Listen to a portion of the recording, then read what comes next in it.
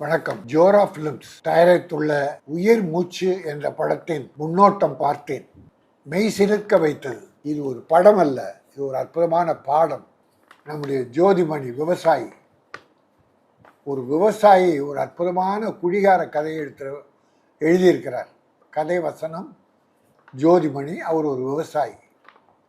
படத்தை தயாரித்தவர் திருமதி ஜோதிமணி மெர்ஸ்லின். இந்த உயிர் மூச்சு படத்தை நம்முடைய பிராட்வே சுந்தர் இயக்கியிருக்கார்.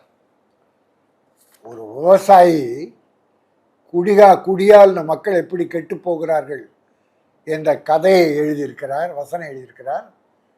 அவர் மனைவி ஜோதிமணி இதை தயாரிச்சிருக்காரு. இந்த படத்தை ஒரு டிஸ்ட்ரிபியூட்டர், நானே இதை தியேட்டரில் போடுறேன், டிஸ்ட்ரிபியூட் பண்ணுறேன்னு அதை வாங்கி டிஸ்ட்ரிபியூட் பண்ணுறார்.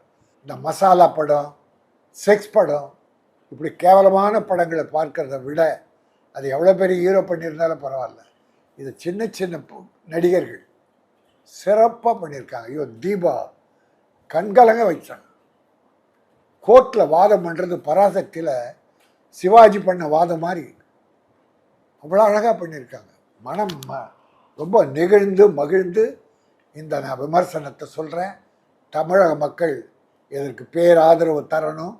இந்த ப்ரொடியூசர் இந்த படம் வெற்றி பெற செய்தால் அடுத்து இன்னொரு நல்ல படம் எடுப்பார். சமுதாய சீர்திருத்த படங்களாக எடுக்கிறார். கமர்ஷியலாக லாபம் வரணுன்றக்காக எடுக்கலை. அங்கே தயாரிப்பு, இந்த தயாரிப்பாளர்கள் தமிழக மக்களால் காப்பாற்றப்பட வேண்டும். ஏனென்றால் ஒரு நல்ல படம். மனம் நிறைந்து மகிழ்ந்து சொல்லுகிறேன், இது ஒரு அற்புதமான படம். தமிழக மக்கள் இதை வரவேற்பார்கள். நன்றி, வணக்கம்.